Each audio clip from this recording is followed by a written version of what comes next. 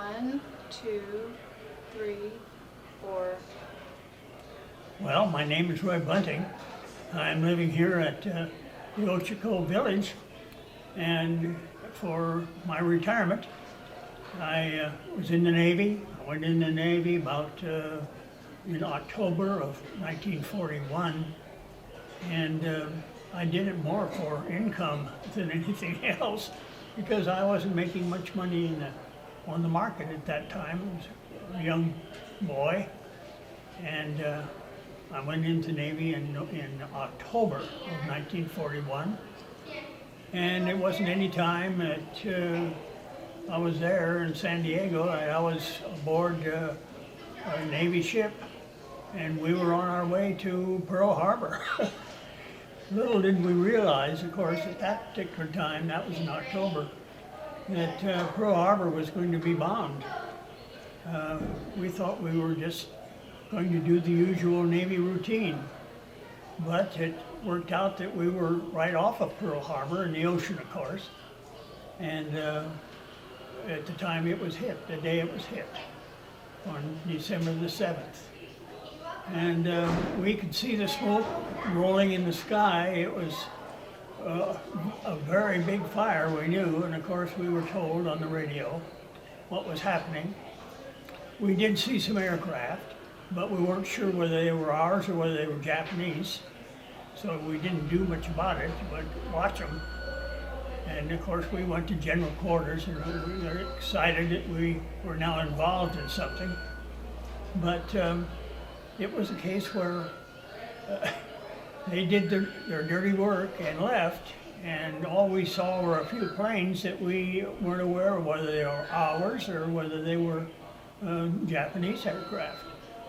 But we got orders then to patrol. Being we were a destroyer, we were in convoy, of course, convoying another ship, and we got orders to take off and patrol outside of Pearl Harbor, thinking that there might possibly be submarines in that area where ships could be hit. So we spent several days doing that before we entered the harbor. Of course, entering the harbor was the first time for me. I was young and innocent and not knowing what war was, but we saw the picture of war when we went into Pearl Harbor. It was still burning, things were still being worked and fought, much activity.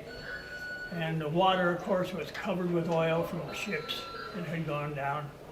And so we were given an assignment there. We went there as a communications ship, really. And we were there for a number of days. I don't remember the exact amount. And then we were assigned to go south to the Christmas Islands. They thought that the Japanese were going to attack the Christmas Islands, so we went down there. And when we got there wasn't anyone there. There were no Japanese there. There were no Americans there, in fact. So we didn't stay there long. We patrolled in the Pacific and waited for orders. And day after day, we got more orders, and we got more work. And of course, we ended up carrying Marines. We did that all during the war.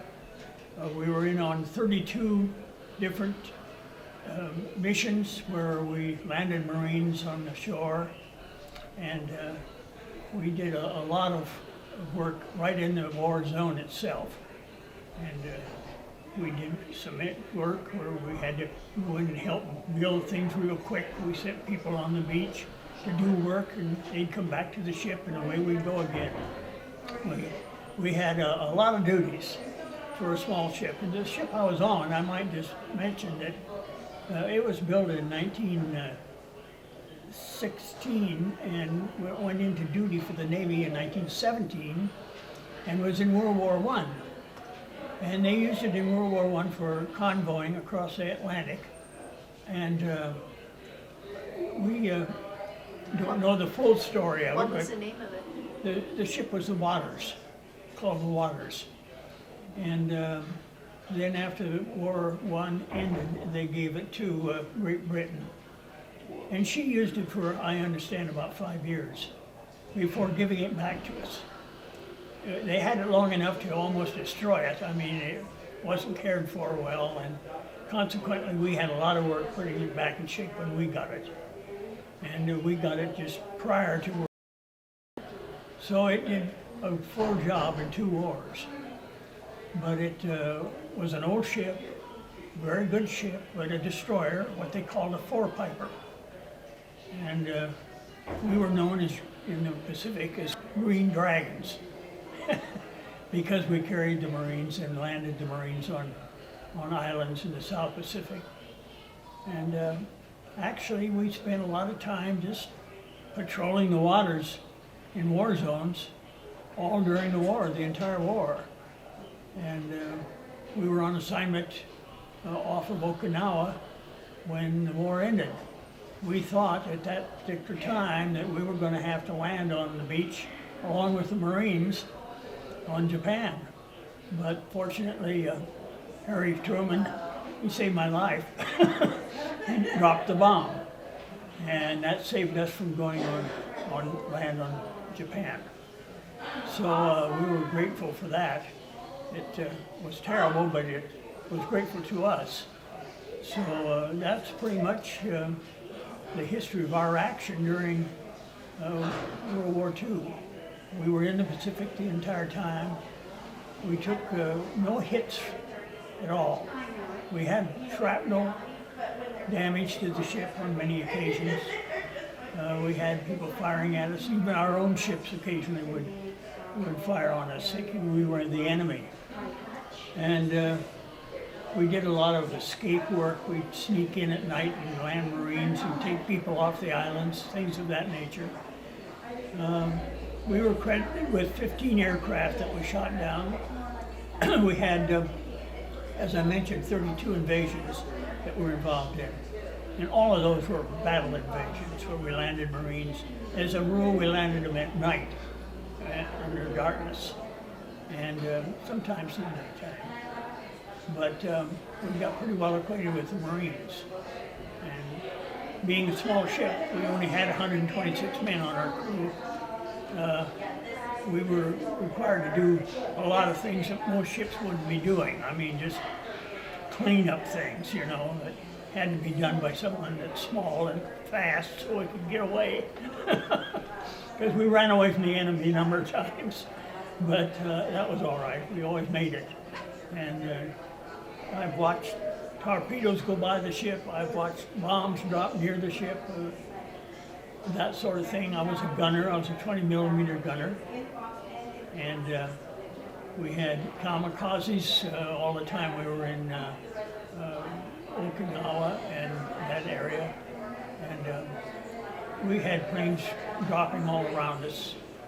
One battle we had down in Guadalcanal, when the battle was on there, why we had, I think it was 122 Japanese aircraft came in. And we had a part of our fleet there at landing Marines and taking that particular position. And so we were excited on that one because that was one of our first big raids that we've been in World War II, was there at Guadalcanal. And we learned what war was that day, I'll tell you. The planes were flying around like bees, and our own planes were there at Henderson Field on the island, and they were taking off to go after them, but it was a case where they were outnumbered. However, the story went that all the Japanese aircraft were shot down, the entire group that came in, and there were supposedly 122 of them. Oh, wow. Whether that's true or not, I'm not sure. But it seemed like there was more than that to us. Yeah. And being a gunner, I learned a great deal that day. It made me a sailor.